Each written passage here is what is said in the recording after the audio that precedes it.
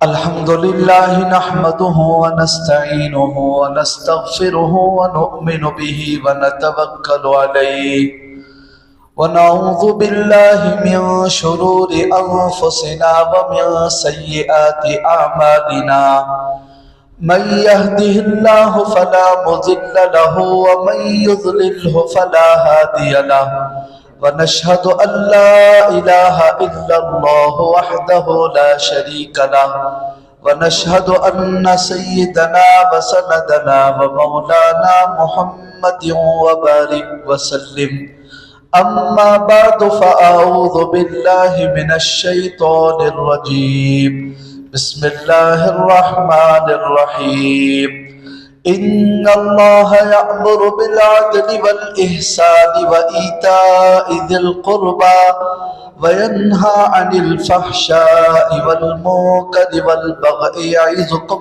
لعلكم تذكرون قال النبي صلى الله عليه وسلم إذا فاتك الحياء فافعل ما شئت وقال عليه الصلاة والسلام الظلم ظلمات يوم القيامة أو كما قال عليه السلام صدق الله العظيم وصدق رسوله النبي الكريم ونحن على ذلك لمن الشاهدين والشاكرين والحمد للہ رب العالمین۔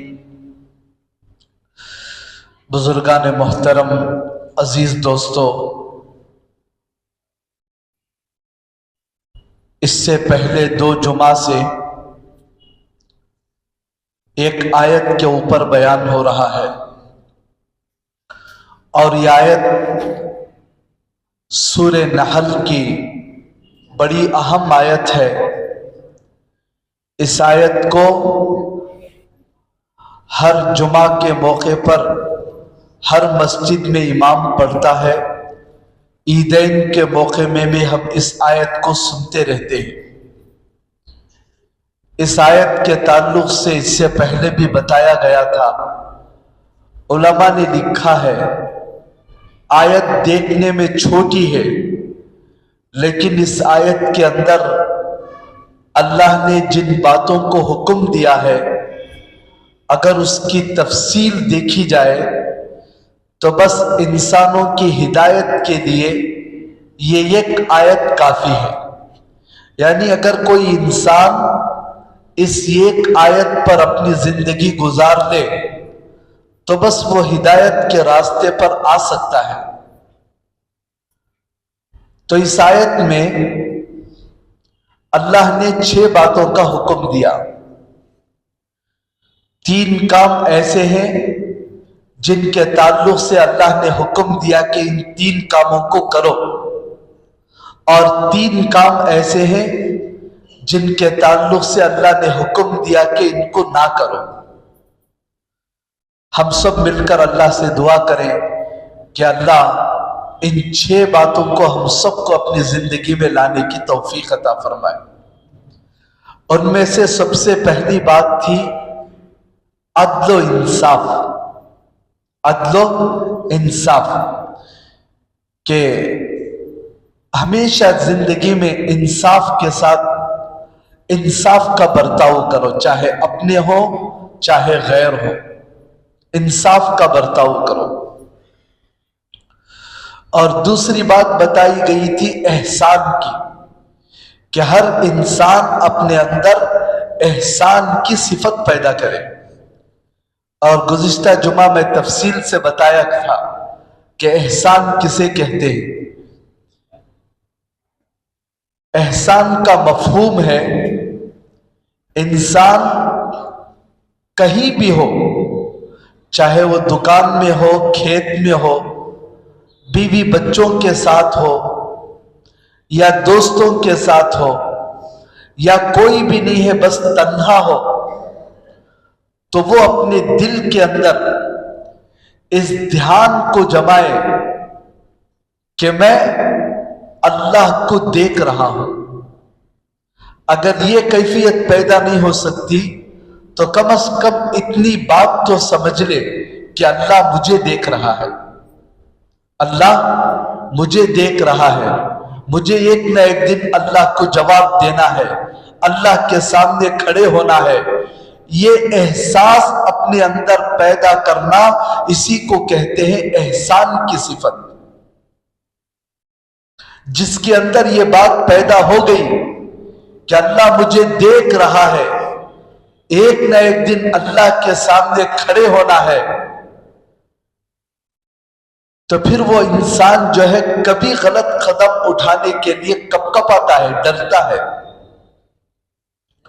حضرت امام شافعی رحمت اللہ علیہ کے زمانے میں ایک واقعہ پیش آیا۔ ایک بادشاہ اور اس کی بیوی، اتفاق سے بیوی کا موڈ خراب تھا، ہو جاتا ہے عورتوں کا کبھی کبھی کام کرتے کرتے یا طبیعت کی وجہ سے کبھی چڑچڑاپن پیدا ہو جاتا ہے عورتوں کے اندر۔ تو ایسے وقت میں مرد کو اس بات کی تعلیم دی گئی کہ ان کی کڑوی کسیلی باتوں کو برداشت کرے، جواب نہ دے، ان کا دل نہ دکھائے۔ آج کل گھر گھر کا مسئلہ یہی ہے، ہر گھر کے اندر یہی مسئلے ہیں۔ شوہر چاہتا ہے کہ میری بیوی میرے اشارے پر جھک جائے، اور بیوی چاہتی ہے کہ کچھ وہ بھی اسے بھی کچھ کنٹرول ملے، جس کی وجہ سے گھر گھر جو ہے جھگڑے فسادات ہو جاتے ہیں۔ دونوں میں سے کوئی ایک بھی اگر سمجھدار نکل جائے تو پھر گھر کے جھگڑے فسادات سب ختم ہو جائیں گے۔ یہ جو میاں بیوی تھے، بادشاہ اور اس کی بیوی، بیوی کا موڈ خراب تھا۔ اب بادشاہ جو ہے بیوی کو کچھ چھیڑ رہا تھا، تو غصے میں بیوی نے کہا کہ ہٹ جا جہنمی کہیں کہ، میں تیرا چہرہ بھی دیکھنا نہیں چاہتی۔ بہت بڑی بات کہہ دی۔ اب بیوی کے منہ سے یہ بات نکلی تھی، بادشاہ کو بھی غصہ آ گیا کہ مجھے جہنمی کہتی ہے۔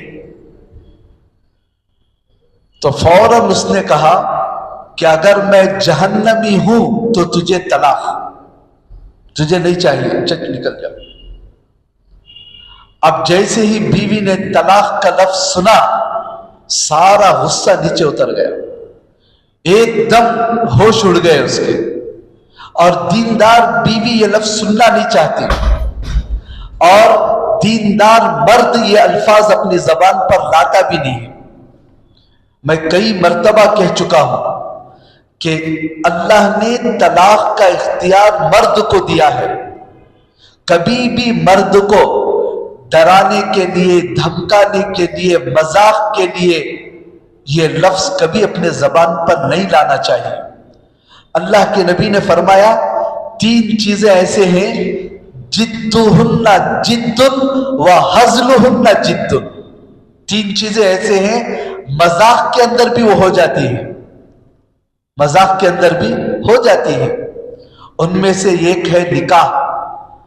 نکاح بھی میں اور دوسرا آدمی دونوں آپس میں بات کر لیے، کیا بھئی تمہاری بیٹی کے ساتھ ہمارے بیٹے کا نکاح کر لینے؟ ہاں ٹھیک ہے۔ یا نہیں تو ہم ان کے دونوں ماں باپ بیٹھے ہوئے ہیں، بچہ بچی دونوں مذاق میں آ کر، یا اسکول کے اندر ڈرامہ پروگرام چل رہا ہے، ڈرامے کے اندر بھی ماں باپ وہاں بیٹھے ہیں، ایک نے دوسرے سے نکاح کیا، نکاح ہو جاتا ہے۔ مذاق کرنے سے بھی نکاح ہو جاتا ہے۔ میں نے تجھے نکاح کر لیا، اس نے کہا کہ ہاں نکاح ہو گیا گواہوں کی موجودگی میں۔ مذاق میں بھی نکاح ہو جاتا ہے، اور اسی طرح یہ رشتہ ٹوٹ جاتا بھی ہے، مذاق میں بھی، ڈرانے کے لیے بھی کہا میں تجھے طلاق دیتا ہوں، طلاق پڑ گئی۔ اور بہت سارے، ہر جمعہ مغرب کے بعد یہاں مسائل کی مجلس چلتی ہے، اس میں تفصیل سے جو حضرات بیٹھتے ہیں وہ سنے ہیں کن کن باتوں سے طلاق پڑ جاتی ہے بیویوں کو، کن کن باتوں کو ادا کرنے سے رشتے الگ ہو جاتے ہیں۔ تو بہرحال ایک دیندار بیوی یہ لفظ اپنے شوہر کے منہ سے سننا بھی نہیں چاہتی، اور ایک شریف انسان اپنے زبان پر یہ لفظ لاتا بھی نہیں، لیکن غصہ جس کے اندر غصے کو کنٹرول نہیں ہوتا، کیا جو منہ میں آیا وہ بک دیتا ہے. تو بیوی نے بھی بہت سخت لفظ کہہ دیا کہ جا جہنمی، میں تیرا چہرہ دیکھنا نہیں چاہتی. تو شوہر نے بھی کہا کہ اگر میں جہنمی ہوں تو تجھے طلاق. اسے کہتے ہیں طلاق معلق، لٹکی ہوئی طلاق. یعنی اگر وہ جہنمی ہے تو طلاق پڑے گی، اگر وہ جہنمی نہیں ہے تو طلاق نہیں پڑتی. اب بادشاہ کو کیسے پتا کہ وہ جنت میں جائے گا یا دوزخ میں جائے گا؟ کون بتا سکتا ہے؟ بڑے سے بڑا ولی بھی ڈرتا رہتا ہے، بڑے سے بڑے صحابی، بڑے سے بڑے ولی بھی جنت جہنم کا تذکرہ آتا تو ڈرتے تھے، پتہ نہیں میں جہنم سے چھٹکارا پاؤں گا یا نہیں. اب رات کا مسئلہ تو ختم ہو گیا، صبح ہوتی ہے، دونوں کو فکر ہوئی. بیوی نے دبی آواز میں پوچھا کہ کیا میرے اوپر طلاق ہو گئی؟ شوہر نے کہا کہ مجھے پتہ نہیں. اب علماء کو بلایا کہ بھائی ایسا مسئلہ ہے، جواب دو، کیا بیوی کے اوپر طلاق پڑی یا نہیں؟ علماء سب پریشان تھی، کسی کو سمجھ میں نہیں آ رہا ہے کون فیصلہ کر سکتا ہے کہ وہ جہنمی. سب علماء یہ کہہ رہے تھے کہ بادشاہ اگر آپ جہنمی ہیں تو طلاق پڑے گی، اگر جنتی ہیں تو طلاق نہیں پڑے گی. اب بادشاہ پوچھتا کہ یہ بتاؤ کہ میں جنت میں جاؤں گا یا جہنم میں، تو علماء کی زبان بند ہو جاتی. ہم کیا بتا سکتے ہیں؟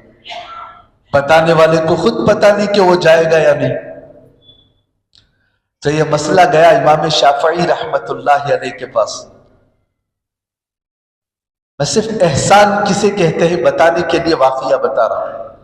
امام شافعی رحمت اللہ علیہ نے کہا کہ بادشاہ سے اگر تنہائی میں بات ہو جائے تو تب میں اس مسئلے کا حل نکال سکتا ہوں. تو بادشاہ تنہائی میں امام شافعی سے ملا.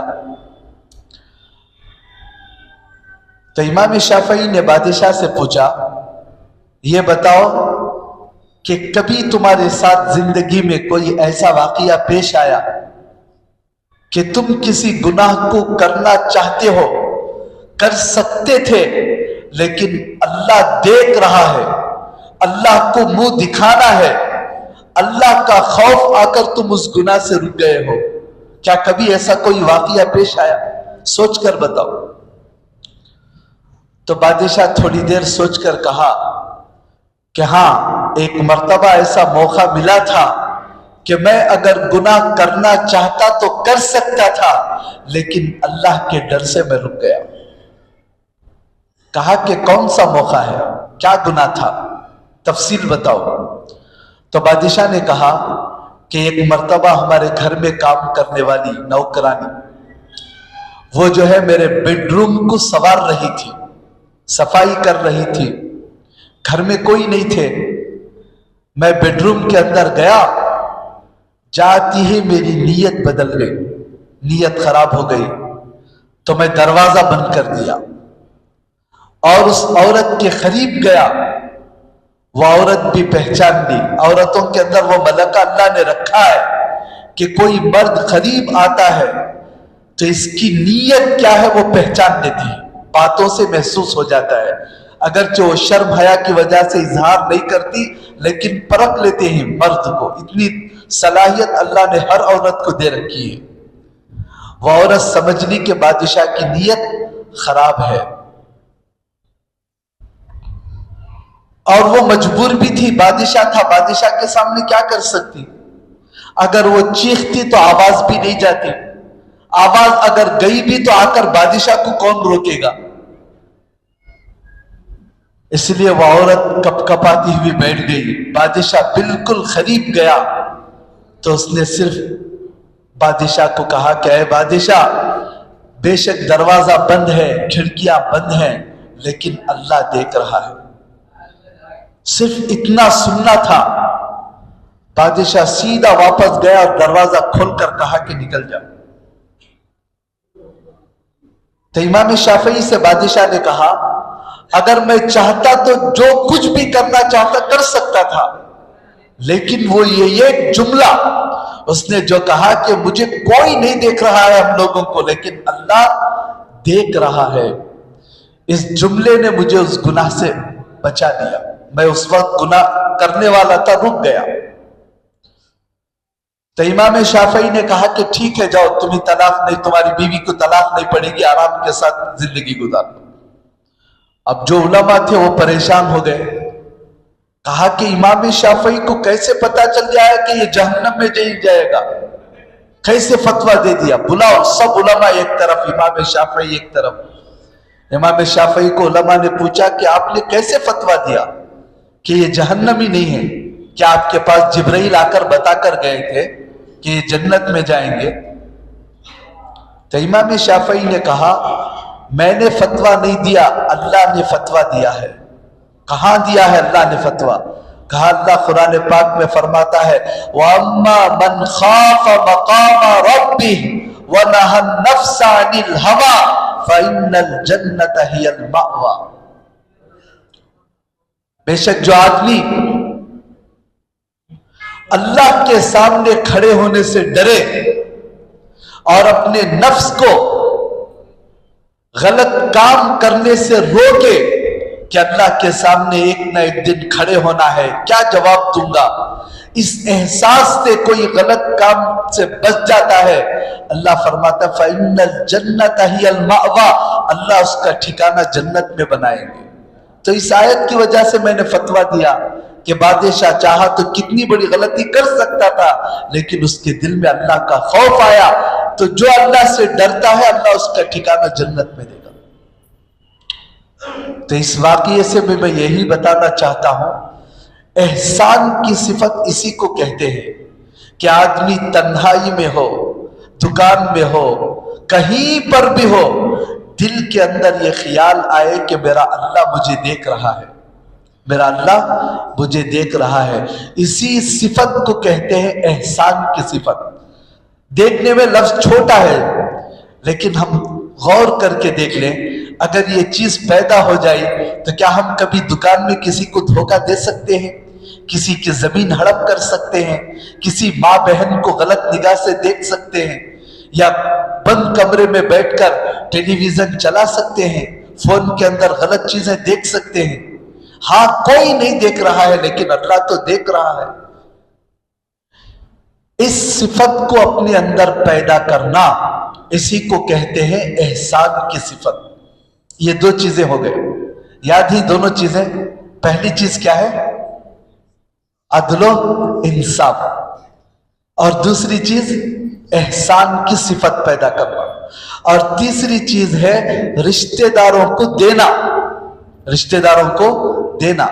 اللہ نے دنیا کا نظام ایسا بنایا ہے، رشتہ داروں میں بھی ہر ایک کو اللہ کروڑ پتی نہیں بناتا، کسی کو فقیر بناتا ہے، کسی کو مالدار بناتا ہے، تاکہ مالدار غریب کے کام آئے اور غریب مالدار کے کام آئے. ڈاکٹر بیمار کے کام آئے، بیمار ڈاکٹر کے کام آئے. سب کے سب ڈاکٹر ہے تو علاج کس کا کریں گے؟ سب بیمار ہیں تو علاج کون کرے گا؟ سب مالدار ہیں، کوئی جھکنے والا نہیں ہے. اب بتاؤ ان کے گھر کے کام کون کرے گا؟ فیکٹری کا کام کون کرے گا؟ تو اللہ کا ایک نظام ہے. کسی کو مزدور بنایا، کسی کو میستری بنایا، کسی کو انجینئر بنایا، کسی کو کروڑ پتی بنایا، کسی کو فقیر بنایا، تاکہ ایک دوسرے کے کام آئے. اور اگر دنیا کا ہر انسان ایک دوسرے کا درد اپنے اندر لے لے تو اللہ نے دنیا کا نظام ایسا بنایا ہے کہ دنیا میں کوئی انسان کسی کے سامنے ہاتھ پھیلانے کی ضرورت نہیں پڑے گی. اگر مسلمان صحیح معنی میں اپنی زکوٰۃ نکال دے تو دنیا میں کوئی مسلمان بھکاری نظر نہیں آئے گا. اگر رشتہ دار صحیح معنی میں اپنے رشتہ داروں کی فکر کر لیں تو کوئی رشتہ دار بھوکا، پریشان اور غریب نہیں ہوگا. یہ فرق کیوں ہو رہا ہے؟ ایک طرف رشتہ دار میں ایک بھائی کروڑوں فضول جاتا ہے لیکن جو ہے اس کا رشتہ دار نوالے کے لیے ترس رہا ہے. اللہ رب العالمین نے بیلنس کو برقرار رکھنے کے لیے تیسرا حکم یہ دیا کہ اپنے رشتہ داروں کو دو. اللہ نے تمہیں دیا ہے، اللہ نے تمہیں دولت دی ہے، تمہیں ویسا فقیر نہیں بنایا ہے، تو تم اپنے رشتہ داروں میں جو غریب ہے ان کو دو. دینے سے دولت گھٹتی نہیں ہے، بڑھتی ہے، اس کا بھی اللہ کے نبی نے وعدہ کیا۔ صلہ رحمی کرنے والے کی عمر بھی بڑھتی ہے، مال بھی بڑھتا ہے، قسم کھا کر اللہ کے نبی نے فرمایا۔ رشتہ داروں کو دینے والے پر اس کا مال بھی بڑھتا ہے، عمر بھی بڑھتی ہے، عمر کے اندر برکت بھی ہوتی ہے۔ الشیطان یعدکم الفقر ویأمرکم بالفحشاء، شیطان جو ہے نیک کاموں میں خرچ کرنے نہیں دیتا۔ رشتہ داروں کو، غریبوں کو، مسجدوں کو، مدرسوں کو یہاں خرچ کرنا ہے تو دل آمادہ نہیں ہوتا، لیکن بے حیائی کے کاموں میں، فضول کاموں میں ہزاروں خرچ کر دیتا ہے۔ چند دن پہلے ہمارے اسی محلے کا ایک نوجوان آیا، ہمارا شاگرد ہے، 22-23 سال زیادہ سے زیادہ اس کی عمر۔ وہ کہہ رہا تھا مہینے میں اس کا خرچہ 50,000 روپے ہے، فضول خرچہ، صرف خرچہ 50,000 روپے، اور پتہ نہیں حضرت 50,000 کیسے ختم ہو جاتے ہیں معلوم بھی نہیں ہوتا، جبکہ گھر میں کھاتا ہے، نہ اس کی بیوی ہے، نہ بچے ہیں، کچھ بھی نہیں، نوجوان ہے، صرف اوپری خرچ 50-60,000 روپے خرچ ہو جاتے ہیں۔ یہ سب کیا ہے؟ میں نے اسے ترتیب بتائی، یہ بتاؤ کہ تم نے اپنے رشتہ دار کتنے غریب ہیں ان کو کتنا ساتھ دیا؟ 1 روپیہ بھی کسی رشتہ دار کو نہیں، 1 روپیہ نہ مسجد میں لگا، نہ مدرسے میں لگا، نہ آخرت کے بینک میں جمع ہوا، کچھ بھی نہیں۔ کہاں؟ دوستوں میں، گپ شپ میں، ہوٹل میں۔ ارے بھی ہوٹل میں کتنا کھاتا ہے؟ کہنے لگا ایک وقت کے کھانے کا 3 یا 4,000 روپے بھی ایک آدمی۔ اندازہ لگاؤ شیطان کیسے ہمارے نوجوانوں کو بگاڑ رہا ہے، کتنے ہزاروں روپے ہمارے برباد ہو رہے ہیں، لیکن کیا وہی پیسے اگر صحیح جگہ پر خرچ کیے کتنے غریبوں کا کام ہو جائے گا۔ تو اللہ نے تیسری بات یہ بتائی کہ رشتہ داروں کے اوپر خرچ کریں۔ اس کا فائدہ کیا ہے؟ مال کم نہیں ہوتا اور عمر اس کے اندر اللہ خوب برکت دیتے ہیں، دونوں کے اندر فائدہ ہے۔ یہ تو 3 کام ہوئے کرنے کے، انشاءاللہ ہم سب اس کے اوپر عمل کریں گے۔ ایک تو ہر موقع پر عدل و انصاف کریں گے، عدل و انصاف کریں گے، اور دوسرا احسان کی صفت اپنے اندر پیدا کریں گے، کہیں بھی ہو اللہ مجھے دیکھ رہا ہے۔ اور تیسری چیز اپنے رشتہ داروں کا خیال کریں گے، رشتہ داروں سے کبھی جو ہے رشتے ناطے نہیں توڑنا ہے، رشتے ناطے کبھی نہیں توڑنا ہے۔ اللہ نے اپنے فضل و کرم سے دنیا میں چن کر رشتے دیتے ہیں، ماموں کا رشتہ، چاچا کا رشتہ، بیوی کا رشتہ، ساس سسرے کا رشتہ، بہترین رشتے ہیں یہ۔ آپ علماء نے لکھا ہے ساس سسرے سے لڑ کر بھی اگر کوئی نماز پڑھتا ہے اس کی نماز ایک بالشت اوپر نہیں جاتی۔ کتنے لوگ فخر سے کہتے ہیں میں ساس کے گھر کو جا کو 1 سال ہو گیا، ان کا پانی بھی نہیں پیتا میں، شان سے کہتے ہیں۔ ان بیوقوفوں کو پتہ نہیں ہے کہ اللہ رب العالمین اور نبی کے کتنے احکامات کو توڑ رہے۔ جیسے ماں باپ کا رشتہ ہے ویسے ساس سسرے کا رشتہ ہے، ان کے ساتھ بھی اگر رشتے ناتا توڑ لیا ناحق تو اللہ رب العالمین اس کی کوئی عبادت قبول نہیں کرتا۔ تو رشتے ناتوں کو جوڑے۔ بھائی بھائی کے اندر جھگڑا ہو گیا، بڑا بھائی چھوٹے بھائی کے پاس جانے کے لیے شرماتا ہے، میں اس کے پاس جھک کر کیوں جاؤں، اور چھوٹا بھائی یہ چاہتا ہے کہ میں اس کے پاس جھک کر کیوں جاؤں۔ دونوں روٹے ہوئے ہیں، ایک ہی محلہ، ایک ہی پڑوس میں، لیکن بھائی بھائی کا چہرہ دیکھنا نہیں چاہتا، بہن بھائی سے بات کرنا نہیں چاہتی۔ پھر بھی ہم لوگ دیندار، نمازی، تہجد پڑھ رہے ہیں، ذکر کر رہے ہیں، بھئی کیا فائدہ ہے ہماری عبادتوں کا؟ ایک بالشت اوپر نہیں جاتی ہماری عبادتیں۔ اس لیے یہ شیطانی خیالات کو چھوڑ کر رشتے ناتوں کو نبھانے کی عادت ڈالیں۔ گزشتہ جمعہ میں بتایا تھا، ایک صحابی آ کر کہنے لگے اللہ کے رسول میں تو اپنے رشتہ داروں کے ساتھ کتنا اچھا برتاؤ کرتا ہوں، میں دیتا ہوں لیکن وہ محروم کرتے ہیں، میں اچھا بات کرتا ہوں لیکن وہ رشتے ناتے توڑتے ہیں، میں اچھا بولتا ہوں وہ گالیاں دیتے ہیں۔ تو اللہ کے نبی نے کہا اگر تو ایسا ہی کرتا ہے تو بس تو ان کے منہ میں مٹی ڈال رہا ہے، یعنی وہ خود تباہ اور برباد ہوں گے، لیکن تو اپنے عمل کو جاری رکھ، اللہ کے نبی نے یہ نہیں کہا کہ اچھا تو بھی ایسے ہی ان کے ساتھ رشتے ناطے توڑ لے، نہیں، اللہ کے نبی نے کہا کہ رشتے ناطے اگر ٹوٹ گئے ہیں تو ان کو جوڑو، سل من قطع، رشتے ناطے ٹوٹ گئے ہیں تو جوڑو، جوڑنے کے لیے آگے بڑھو، اور جو آگے بڑھتا ہے اللہ اس سے خوش ہوتے ہیں، اگر سامنے والا جواب نہیں بھی دیا تو فرشتے اس کو جواب دیتے ہیں۔ تو رشتوں کو جوڑنے اور مضبوط رکھنے کی فکر کرنا، یہ 3 کام کرنے کے ہیں، اور باقی 3 کام ایسے ہیں جو نہیں کرنے کے ہیں، ان 3 کاموں کو نہیں کرنا۔ وَيَنْهَا عَنِ الْفَحْشَاءِ، سب سے پہلا کام ہے فحشا۔ فحشا کہتے ہیں بے حیائی اپنے اندر پیدا نہ کریں۔ حیا کہتے ہیں ایک ایسی صفت ہے انسان کے اندر اللہ نے پیدا کی ہے جس کی وجہ سے وہ تنہا ہو یا مجمع میں ہو، غلط قدم اٹھانے سے، غلط بات بولنے سے، غلط نگاہ ڈالنے سے، غلط بات سننے سے آدمی دل میں شرماتا ہے، اسے کہتے ہیں حیا۔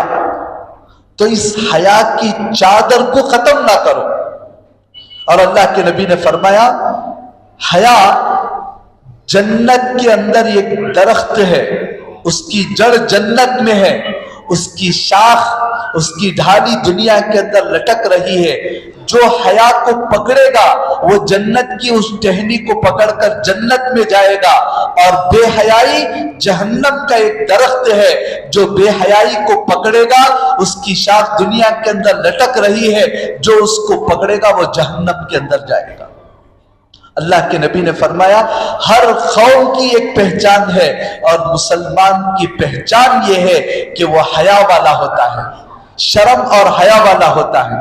اللہ کے رسول اتنے شرمیلے تھے، حدیث کی کتابوں میں لکھا ہے کہ جیسے ایک کنواری لڑکی جس کی پہلی مرتبہ شادی ہو رہی ہے تو شرم حیا کی وجہ سے وہ دلہن بن کر بھی چہرہ اٹھاتی نہیں ہے، لوگوں کو آنکھ اٹھا کر دیکھتی بھی نہیں ہے، یہ تو پہلی زمانے میں تھی، آج کی نہیں۔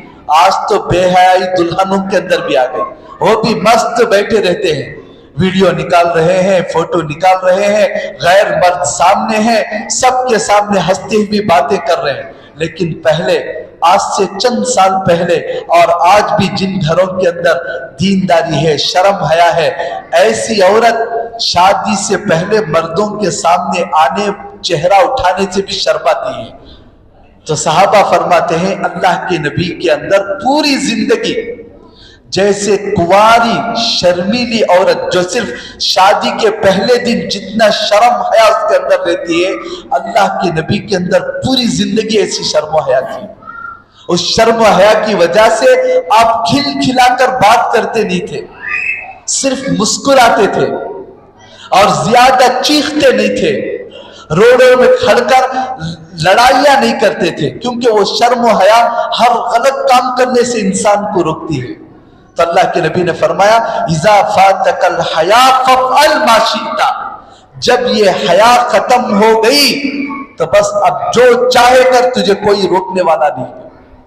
اس لیے بے حیائی کے کاموں سے ہم لوگوں کو بچنا ہے، اور بے حیا بننے سے بچنا ہے، اپنے اندر حیا پیدا کرنا، کوئی بھی غلط کام خود سے بچنا ہے، اور ہماری آنکھوں کے سامنے بھی کوئی بے حیائی ہوتی ہے تو اس سے بھی بچنا چاہیے۔ میں مثال دے کر بتا رہا ہوں، میری بیوی سے اگر کوئی غیر مرد بات کر رہا ہے تو شرم و حیا کی وجہ سے میری نگاہیں اور میرے دل کے اندر یہ تڑپ پیدا ہونا چاہیے، ارے یہ کیا ہو گیا، میری بیوی کو کوئی گھور رہا ہے، میری بیٹی کو کوئی دیکھ رہا ہے۔ شرم و حیا جس کے اندر ہوتی ہے وہ اپنی بیوی کو اس طرح نہیں چھوڑتا، اور جس کے اندر حیا ختم ہو جاتی ہے اس کے آنکھوں کے سامنے اس کی بیوی کسی غیر مرد کی گاڑی میں ڈیوٹی کے لیے جاتی ہے، اس بے حیا کو کچھ بھی احساس نہیں ہوتا۔ اسی کو کہتے ہیں دیوس۔ حدیث پاک میں اللہ کے نبی نے ایسے آدمی کو دیوس کہا کہ جو آدمی دیوس ہے وہ جنت کی خوشبو سے بھی اللہ محروم کر دیتا ہے۔ پوچھا کہ یہ دیوس کون ہے؟ کہا کہ وہ آدمی ہے جسے اتنا بھی احساس نہیں ہے کہ اس کی بہو، بیٹی، بیوی کے پاس کون آ رہا ہے، کون جا رہا ہے، احساس نہیں ہے۔ ہماری شریعت نے یہ تعلیم دی کہ کسی غیر محرم کے سامنے مت جاؤ۔ اگر گھر میں کوئی غیر محرم عورت ہے تو باہر سے واپس آ جاؤ۔ اگر ہمیں پتا چلے کہ ہمارے گھر میں کوئی غیر مرد آیا تھا تو ہمیں شرم آنا چاہیے۔ ہمارے غیر موجودگی میں غیر آ رہے ہیں، جا رہے ہیں، کچھ بھی احساس نہیں ہو رہا ہے، مطلب یہ ہے کہ میرے اندر سے حیا نکل گئی ہے۔ میں گھر میں بیٹھا ہوا ہوں، میری بیوی بے پردہ ہو کر باہر جا کر پانی لا رہی ہے، دکان سے جا کر سودا لا رہی ہے، مطلب یہ ہے کہ میں بے حیا بن گیا، شرم ختم ہو گئی ہے میرے اندر۔ اور یہ چیز جب ختم ہو جاتی ہے بڑی خطرناک بات ہے۔ اللہ کے نبی نے فرمایا اللہ کسی کو ہلاک کرنا چاہتے ہیں، برباد کرنا چاہتے ہیں تو سب سے پہلے اس کے اندر سے حیا ختم کر دیتے ہیں۔ شرم حیا ختم ہو جاتی ہے، وہ ختم ہو گئی، سمجھو کہ اللہ کا فیصلہ ہو گیا ہے اس کے لیے تباہ اور بربادی کرنے کا۔ 10-12 عورتیں ہیں، ایک مرد ان کے درمیان میں جاتے ہوئے شرمانا چاہیے۔ عورت بازو بیٹھی ہے، اس کے بازو بیٹھنے میں جھجک ہونا چاہیے۔ عورت کے بازو بیٹھنے کا دل خوش ہو رہا ہے، مطلب یہ ہے کہ میرے اندر سے شرم نکل گئی ہے۔ صرف عورتوں کا مجمع ہے، وہاں جاتے ہوئے خوشی ہو رہی ہے، مطلب یہ ہے کہ میرے اندر سے حیا نکل گئی ہے۔ اپنی اس حیا کو پیدا کرنے کے لیے اللہ کے پاس تڑپنے کی ضرورت ہے، اللہ کے پاس رونے کی ضرورت ہے، کہیں ایسا نہ ہو کہ اللہ میرے ہلاک اور بربادی کا فیصلہ نہ کر دے۔ تو اللہ رب العالمین نے ایک بات تو ہمیں یہ حکم دی کہ بے حیا مت بنو، بے حیا مت بنو، اور دوسرا کام جو نہیں کرنا ہے اسے کہتے ہیں منکر، وَيَنْهَا عَنِ الْفَحْشَاءِ وَالْمُنْكَرِ۔ منکر کہتے ہیں ہر غلط کام کو، ہر بے حیائی کے کام کو، ہر قسم کے گناہ کو منکر کہتے ہیں۔ کوئی بھی گناہ کا کام نہ کرو، کوئی بھی کام کرنے کے وقت میں دل کھٹکے کہ یہ غلط ہے تو رک جاؤ، بس اسی کا نام ہے منکر سے رکنا۔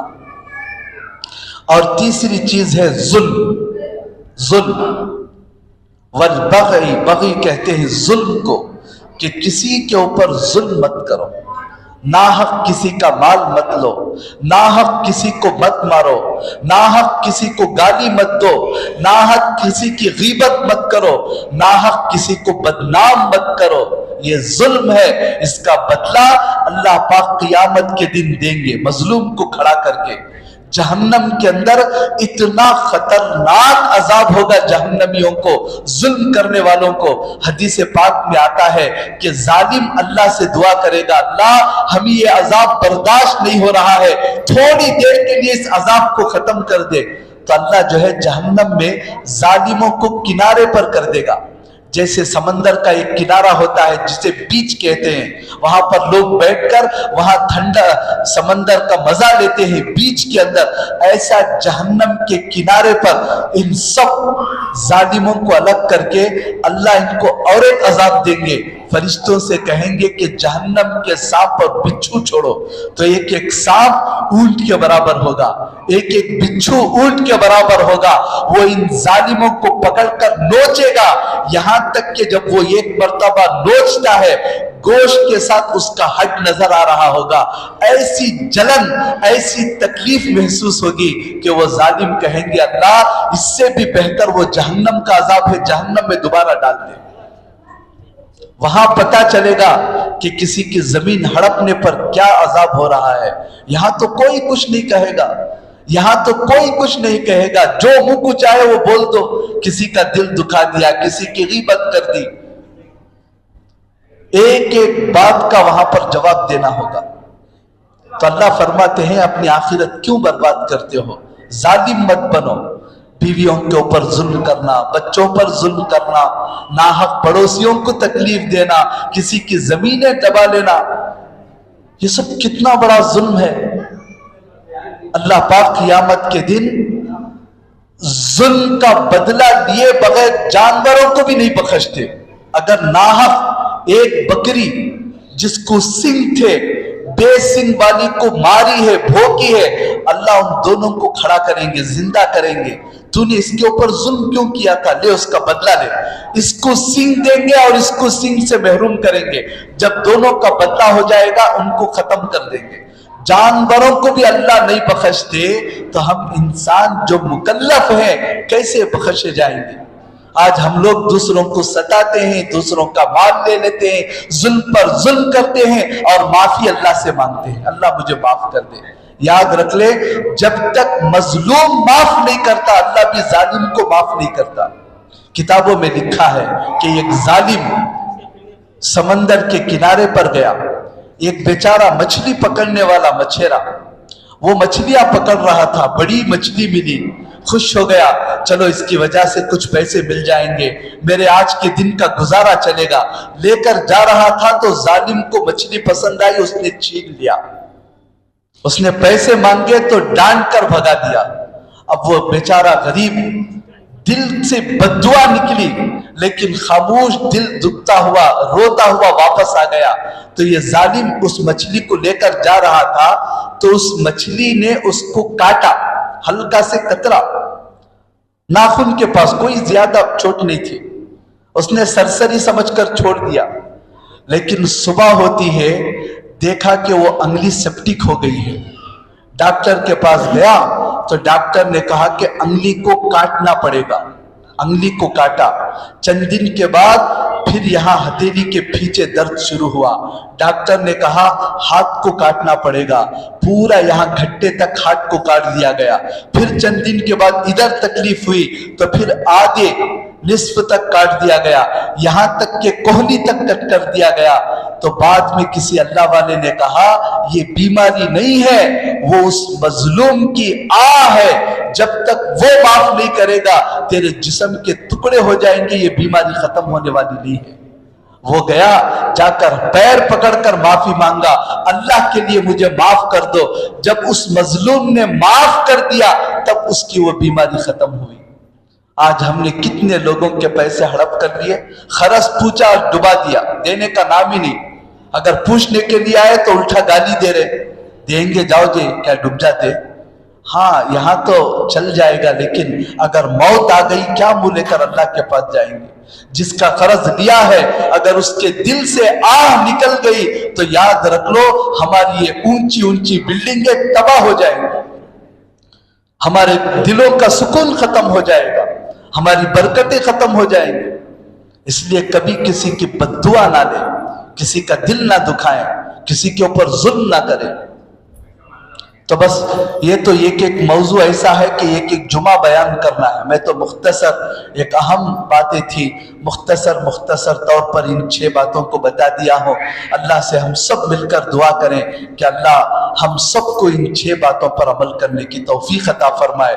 یاد رکھ لیں ان 6 باتوں کے مطابق زندگی گزر گئی، سمجھ لے کہ انشاءاللہ گویا کہ اللہ نے ہمیں جنت کا فیصلہ کر دیا ہے. اگر یہ 6 باتیں ہمارے اندر نہیں ہیں تو ہم لوگوں کو ان چیزوں کو پیدا کرنے کی ضرورت ہے. کوشش کرنا چاہیے، علماء سے مل کر، اہل اللہ سے مل کر پوچھنا چاہیے کہ میرے اندر انصاف کا مزاج نہیں ہے، میرے اندر احسان کا مزاج نہیں ہے، میں اپنے اندر احسان کا مزاج کیسے پیدا کروں، میں اپنے رشتہ داروں کے ساتھ اچھا سلوک کیسے کروں، شرم و حیا کو کیسے پیدا کروں، کیسے میں گناہوں سے بچوں، کیسے میں منکرات سے بچوں. جن جن لوگوں پہ اوپر ظلم کیا ہے اللہ نے زندگی دی ہے، معافی مانگ لے، ہاتھ پکڑ کر معافی مانگ لے، ورنہ میرے دوستو قیامت کے دن ایک گالی کا بھی اس کا بدلہ ملے گا. اللہ پاک دونوں کو کھڑا کریں گے، تو نے اسے گالی کیوں دیتی؟ گالی کے بدلے کئی نیکیاں دینے پڑیں گے. اگر نیکیاں نہیں ہیں تو اتنے گناہ اس کے اٹھا کر ہمارے اکاؤنٹ کے اندر ڈالے جائیں گے. اس لیے ناحق کبھی کسی کو گالی نہ دیں، کسی کی غیبت نہ کریں، کسی کا دل نہ دکھائیں. ناحق کسی کا مال لے لیے ہو تو اللہ سے معافی مانگ کر مال واپس کر دیں. کئی نوجوان ناحق اپنی بیویوں کے پاس ظلم کر کے مال لیتے ہیں، شادی کے وقت میں جوڑے کے نام پر پیسے لیتے ہیں، ناحق ظلم ہے یہ. लड़की वालों से 2 लाख रुपए जोड़े के पैसे दो, 10,000 रुपये भी कम है, बच्ची को सताते रहते हैं, ये भी जालिम है। अगर जुल्म से लिए हो तो अल्लाह ने कुछ अच्छी मोहलत दी है तो अव्वल फुर्सत में पैसों को वापस करो, और जिनका दिल दुखाया है उनसे माफी मांग लो, वरना क़ियामत के दिन एक एक बात का जवाब भी नेकियों से चुकाना पड़ेगा। अल्लाह बड़े एहसान हैं, बहुत रहम करने वाले हैं, नबी हमारे ऊपर बहुत मुशफिक हैं, इसलिए सब कुछ बता दिया है। भाई इस तरह काम करने से क्या होगा, ऐसे करने से क्या होगा, सब बता दिया है। अब जन्नत जहन्नम हमारे हाथ में है, जन्नत जहन्नम हमारे हाथ में है, कामयाबी नाकामी हमारे हाथ में है, चैन सुकून बर्बादी हमारे हाथ में है, इज्जत जिल्लत हमारे हाथ में है। अच्छी जिंदगी गुजारना है, जो सिफात अल्लाह ने बताए हैं उनको पैदा करें। बुरी जिंदगी से बचना है, जिन जिन बातों से अल्लाह ने नबी ने मना किया है उससे बचने की कोशिश करें। अल्लाह हम सबको अमल की तौफीक अता फरमाए। व आखिर दावाना अनिल हम्दुलिल्लाहि रब्बिल आलमीन।